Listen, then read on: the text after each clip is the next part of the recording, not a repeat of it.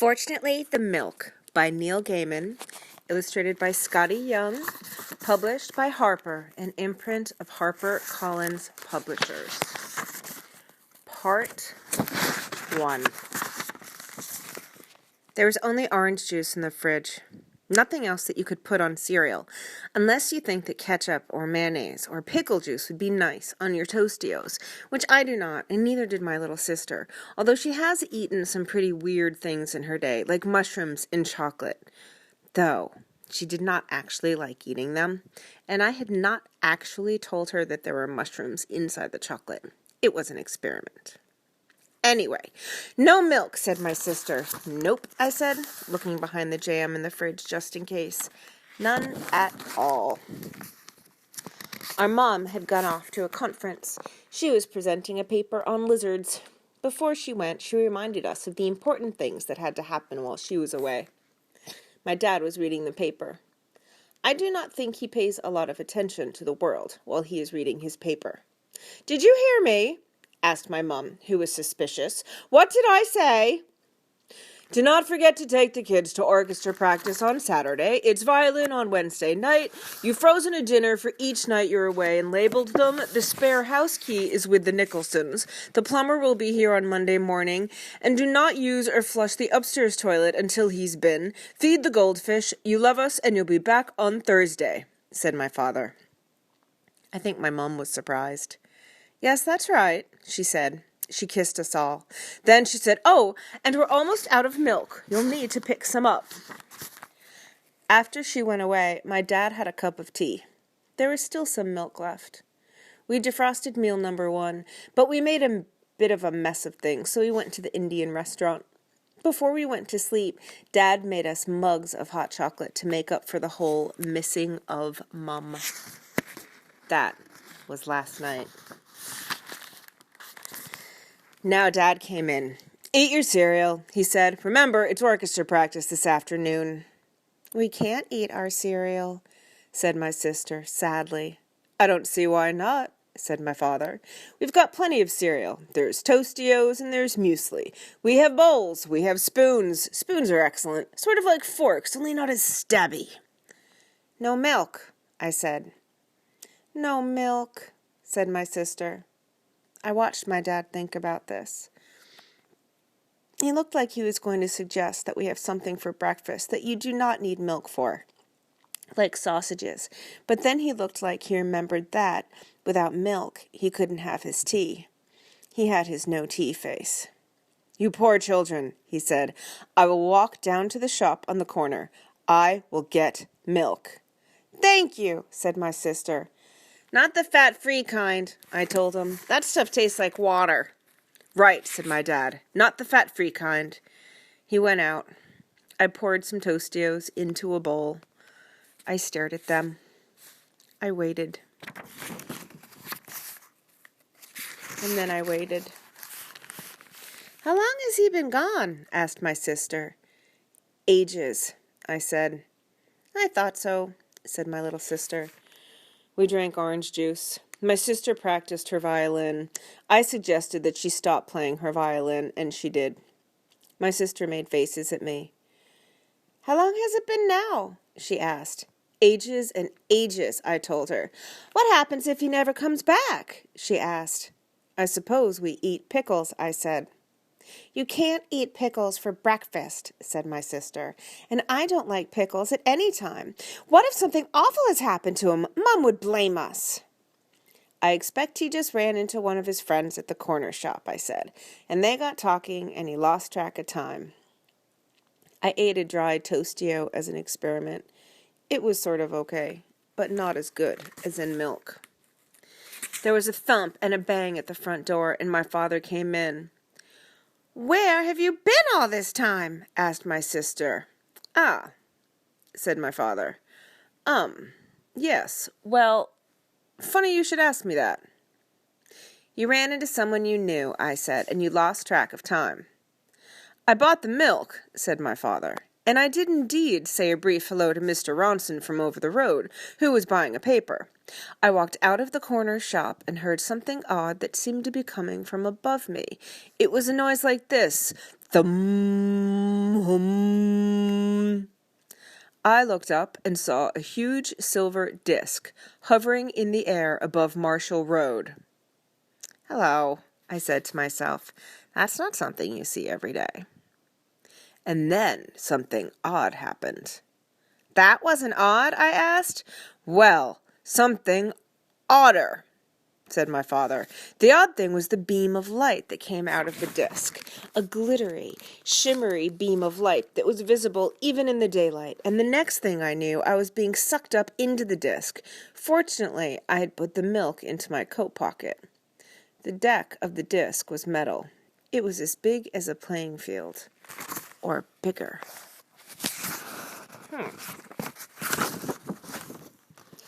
"We have come to your planet from a world very far away," said the people in the disc. I called them people, but they were a bit green and rather globby, and they looked very grumpy indeed. "Now, as a representative of your species, we demand that you give us ownership of the whole planet. We are going to remodel it." "I jolly well won't," I said. "Then," it said, "we will bring all your enemies here and have them make you miserable until you agree to sign the planet over to us." I was going to point out to them that I didn't have any enemies when I noticed a large metal door with "Emergency Exit. Do not open for any reason. This means you" on it. I opened the door. "Don't do that," said a green globby person. "You'll let the space-time continuum in." But it was too late. I had already pushed open the door. I jumped.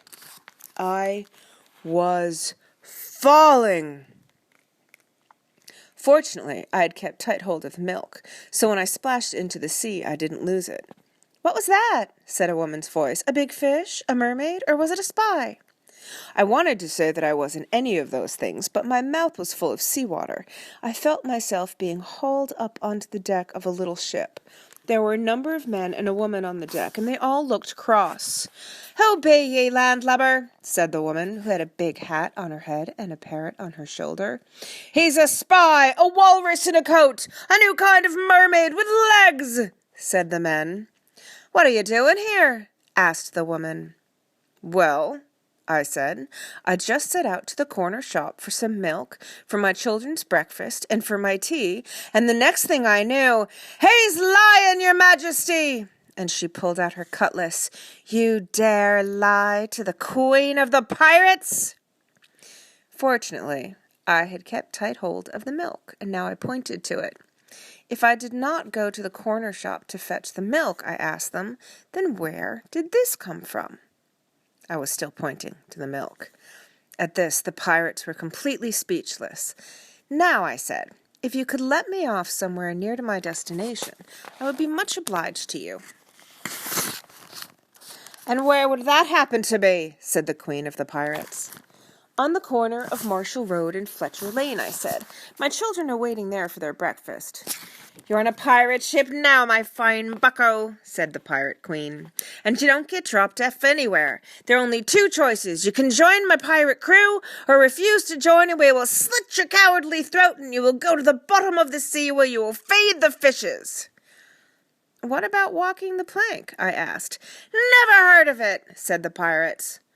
"Walking the plank," I said. "It's what proper pirates do. Look, I'll show you. Do you have a plank anywhere?" It took some looking, but we found a plank, and I showed the pirates where to put it. We discussed nailing it down, but the pirate queen decided it was safer just to have the two fattest pirates sit on the end of it. "What exactly do you want to walk the plank?" asked the pirate queen. I edged out onto the plank. The blue Caribbean water splashed gently beneath me.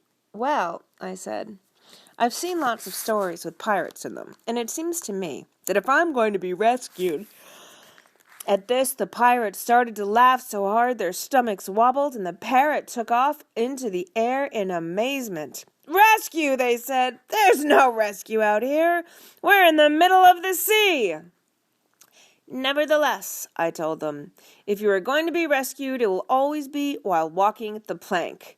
Which we don't do, said the pirate queen. Here, have a Spanish doubloon and come and join us in our piratical adventures. It's the 18th century, she added, and there's always room for a bright, enthusiastic pirate. I caught the doubloon. I almost wish that I could, I told her, but I have children, and they need their breakfast. Then you must die! Walk the plank! I edged out to the end of the plank. Sharks were circling. So were piranhas. Wait a minute. And this is where I interrupted my dad for the first time. Hang on, Dad, I said. Piranhas are a freshwater fish. What were they doing in the sea? You're right, said my father. The piranhas were later. Right. So, I was out at the end of the plank, facing certain death, when a rope ladder hit my shoulder and a deep, booming voice shouted, Quickly! Climb up the rope ladder! I needed no more encouragement than this, and I grabbed the rope ladder with both hands. Fortunately, the milk was pushed deep into the pocket of my coat. The pirates hurled insults at me, even discharged pistols, but neither insults nor pistol shot found their targets, and I soon made it to the top of the rope ladder. I'd never been in the basket of a hot air balloon before. It was very peaceful up there. The person in the balloon basket said, I hope you don't mind me helping, but it looked like you were having problems down there. I said, You're a stegosaurus. He said, I am an inventor. I have invented the thing we are traveling in, which I call Professor Steg's floaty ball person carrier. I call it a balloon, I said. Professor Steg's floaty ball person carrier is the original name, he said. And right now we are 150 million years in the future. Actually, I said, we are about 300 years in the past.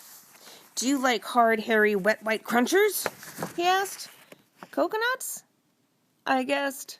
I named them first, said Professor Steg, and he picked up a coconut from a basket and ate it, shell and all, just as you or I might crunch toast. He showed me his time machine. He was very proud of it. It was a large cardboard box with several pebbles on it and stones stuck to the side. There was also a large red button. I looked at the stones. Hang on, I said. Those are diamonds and sapphires and rubies. Actually, he said, I call them special shiny clear stones, special shiny bluey stones, and, special shiny red stones, I suggested. Indeed, he said. I called them that when I was inventing my really good new moves around in time machine 150 million years ago. Well, I told him, it was very lucky for me that you turned up when you did and rescued me. I'm slightly lost in space and time right now and need to get home in order to make sure my children get milk for their breakfast. I showed it to him. This is the milk. Although I expect that 150 million years ago you called it white, wet, drinky stuff. Dinosaurs are reptiles, sir, said Professor Steg. We do not go in for milk. Do you go in for breakfast cereal? I asked. Of course, he said. Dinosaurs love breakfast cereal, especially the kind with nuts in. Well, what do you have on your cereal? I asked. Orange juice mostly, or we just eat it dry, but I shall put this in my book. In the distant future, small mammals put milk on their breakfast cereal. I shall write a wonderful book when I return to the present. Actually, I said, I think this is definitely the past. It has pirates in it. It's in the future, he said. All the dinosaurs have gone off into the stars, leaving the world to mammals. I wondered where you all went, I said. The stars, he told me. That is where we will have gone. So, I said, can you take me home? Well, he said, yes and no. What does that mean? Yes, I would love to take you home. Nothing would make me happier. No, I cannot take you home. In all honesty, I do not believe that I can take me home. My time machine is being temperamental. I need a special shiny greeny stone. I have pressed that button many times, but nothing happens. Button? Don't you mean big, red, flat, pressy thing? I asked. I most certainly do not. It is a button. I named it after my Aunt Button. Can I press it? If you wish. I pressed the button. The sun shot around the sky, and the sky started to flicker in nights and days, and the balloon began to rock and lurch and zoom around like an angry fly. I held on to the ropes as hard as I could. Fortunately, I was still keeping tight hold of the milk in my right hand. When we stopped being blown all across the sky, it was night, and according to Professor Steg, we had only gone back about 1,000 years. The moon was nearly full. I am even further from my children and our breakfast, I said. You have your milk, he said. Where there is milk, there is hope. Ah, over there. That looks like a perfect landing platform for time-traveling scientists in floaty ball person characters. We landed on the platform and got out. The platform stuck up out of the jungle and had flaming torches on each side. There were people standing on it with very black hair and sharp stone knives. Is this a balloon landing platform? I asked the people. It is not, said a fat man. It is our temple. We had a very bad harvest last year, and we just asked the gods to send us a sacrifice to make sure that this year's harvest is better. When you floated down in that thing with your monster. Thank you, by the way, said a little man. I was just going to be the sacrifice if no one else turned up. Much obliged. So now we will sacrifice you and your monster. But my children are waiting for their breakfast, I said. Look, and I held up the milk. Why did they all just fall to their knees? Asked Professor Steg. Is this usual hairless mammal behavior? Perhaps I should hold up some hard, hairy, wet, white crunchers and see what happens. Coconuts, I told him. They are called coconuts. What is that you are holding? The fat man asked. Milk, I said. Milk, they exclaimed, and they prostrated themselves on the ground.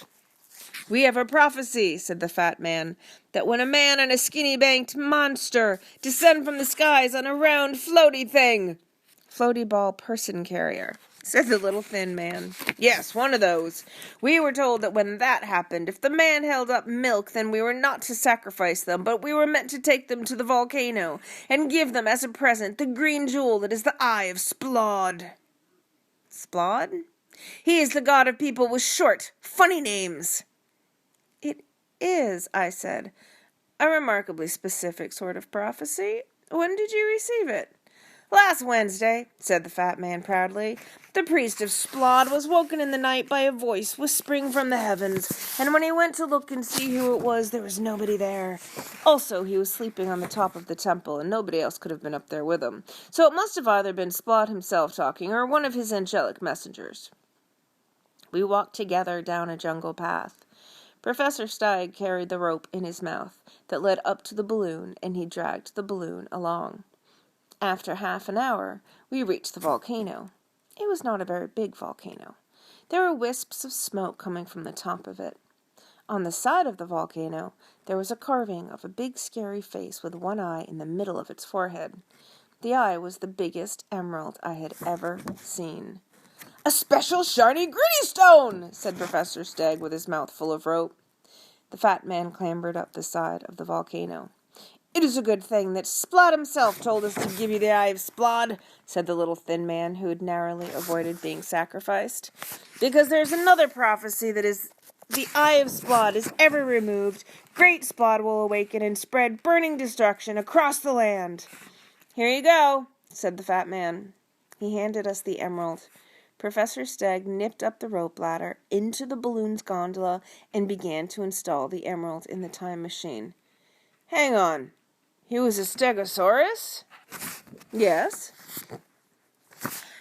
Then how could he just nip up a rope ladder? He was, said my father, a large stegosaurus, but very light on his feet. There are fat people who are excellent dancers. Are there any ponies in this? Asked my sister. I thought there would be ponies by now. End of part 1.